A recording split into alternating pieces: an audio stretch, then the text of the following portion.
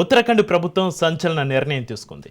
అక్కడి సర్కార్ తీసుకొస్తున్న చట్టంతో మైనారిటీ విద్యా సంస్థల మోదా ప్రయోజనాలను ముస్లింస్తో పాటుగా ఇతర మైనారిటీ వర్గాలకు విస్తరిస్తోంది.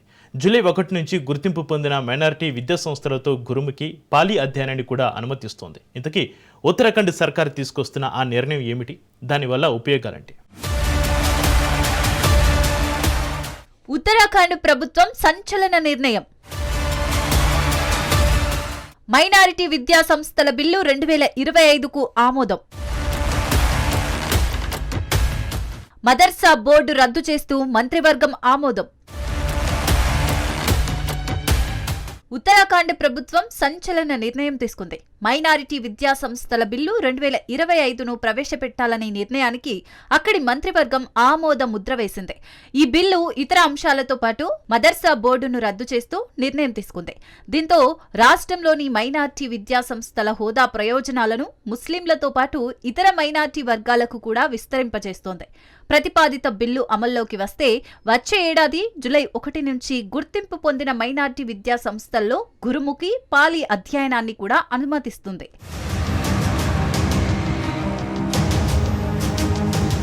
ఉత్తరాఖండ్ మదర్సా విద్యా బోర్డు చట్టం 2016 ప్రకారం ఉత్తరాఖండ్ ప్రభుత్వేతర అరబిక్, పర్షియన్ మదర్సా గుర్తింపు నియమాలు 2019ల రద్దుకు కూడా దారితీస్తుంది. ఈ నియమాలు మదర్సా బోర్డుకు సిలబస్ ను చార్ట్ చేయడానికి, మార్గదర్శకాలను రూపొందించడానికి, పరీక్షలను నిర్వహించడానికి, మదర్సాలను తనిఖీ చేయడానికి అధికారం ఇస్తాయి.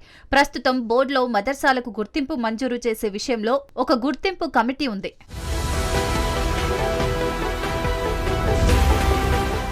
ఈ కమిటీలో 13 మంది సభ్యుల బోర్డు నామినేట్ చేసిన సభ్యుడు, విద్యావేత్త ర్యాంకు సభ్యుడు, డిప్యూటీ రిజిస్ట్రార్, ప్రధానోపాధ్యాయుడు ర్యాంకు సభ్యుడు ఉండాలని బోర్డు నియమాలు చెబుతున్నాయి.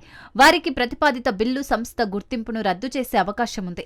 ఎందుకంటే ఇది సిక్కులు, జైనులు, క్రైస్తవులు, బౌద్ధులు, పార్సీలు మైనారిటీ విద్యా సంస్థలను ముస్లింలకు మాత్రమే నడపడానికి అనుమతిస్తుంది. ప్రస్తుతం రాష్ట్ర వ్యాప్తంగా 452 గుర్తింపు పొందిన మదర్సాలు పనిచేస్తున్నాయి.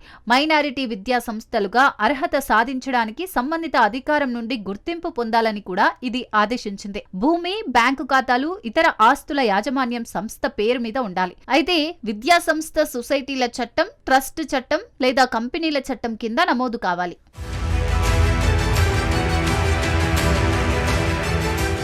ఆర్థిక దుర్వినియోగం, పారదర్శకత లేకపోవడం లేదా మతపరమైన, సామాజిక సామరస్యానికి విరుద్ధమైన కార్యకలాపాల కేసులలో గుర్తింపును ఉపసంహరించుకోవచ్చని కమ్యూనికేషన్లో తెలిపారు. ఆర్థిక దుర్వినియోగం, పారదర్శకత లేకపోవడం లేదా మతపరమైన, సామాజిక సామరస్యానికి విరుద్ధమైన కార్యకలాపాల కేసులలో గుర్తింపును ఉపసంహరించుకోవచ్చని కూడా తెలిపారు. బోర్డు లేదా విద్యాశాఖ గుర్తించని సంస్థలను మూసివేయడానికి మదర్సా సీలింగ్ డ్రైవ్ ప్రారంభించిన 6 నెలల తర్వాత పుష్కర్ సింగ్ ధామీ ప్రభుత్వం ఈ బిల్లును ప్రవేశపెట్టడానికి ముందుకు వచ్చింది. 2020 నుండి సమావేశం కాని గుర్తింపు కమిటీ డ్రైవ్ ప్రారంభానికి ఒకరోజు ముందు ఫిబ్రవరి 27న ఒక సమావేశాన్ని ఏర్పాటు చేసింది. దీని ఫలితంగా గుర్తింపు లేని మదర్సాలు మూసివేశారు.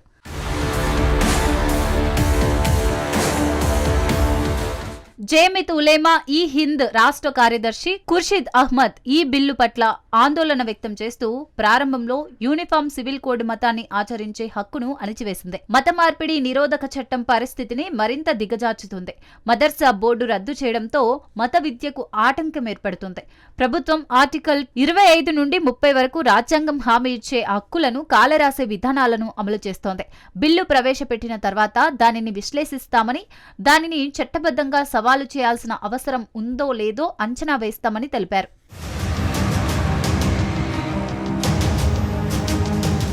అయితే రాష్ట్ర ప్రభుత్వం ఈ బిల్లు రాష్ట్రంలో మైనారిటీ వర్గాలు ఏర్పాటు చేసిన విద్యా సంస్థలకు గుర్తింపు మంజూరు చేయడానికి పారదర్శక ప్రక్రియను ఏర్పాటు చేయడం, విద్యలో నాణ్యత, శ్రేష్ఠతను నిర్ధారించడం లక్ష్యంగా పెట్టుకుందని స్పష్టం చేసింది. ఈ చట్టం బీజేపీ నినాదం సబ్కా సాత్ సబ్కా వికాస్ అంటే అందరూ కలిసి అందరికీ అభివృద్ధిని ప్రతిబింబిస్తుందని రాష్ట్ర బీజేపీ చీఫ్ మహేంద్ర భట్ చెప్పారు. మైనారిటీల రాజ్యాంగ హక్కులను కాపాడుతుందని కూడా స్పష్టం చేశారు. ఇప్పటి వరకు మైనారిటీ విద్యా సంస్థల ప్రయోజనాలను ముస్లింలు మాత్రమే పొందారు. ప్రతిపాదిత బిల్లు ఇతర మైనారిటీ వర్గాలు కూడా ప్రయోజనం పొందేలా చేస్తుంది. ఇటీవలి కాలంలో విద్యా సంస్థలకు సంబంధించి అనేక అవకతవకలు, మోసాలు వెలుగులోకి వచ్చినందున ఈ బిల్లు ముఖ్యమైనదని ఆయన తెలిపారు.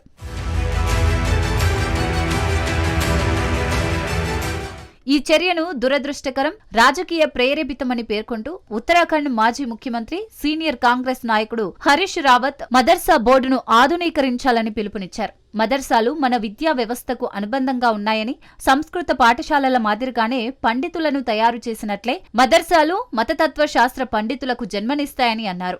బోర్డులో లోపాలు ఉంటే వాటిని సరిదిద్దుకోండి అని పిలుపునిచ్చారు. ఇటీవలి పంచాయతీ ఎన్నికలలో బీజేపీ తన పనితీరు పట్ల అసంతృప్తిగా ఉన్నందున ఈ బిల్లును ప్రవేశపెడుతున్నట్లు ఆయన ఆరోపించారు.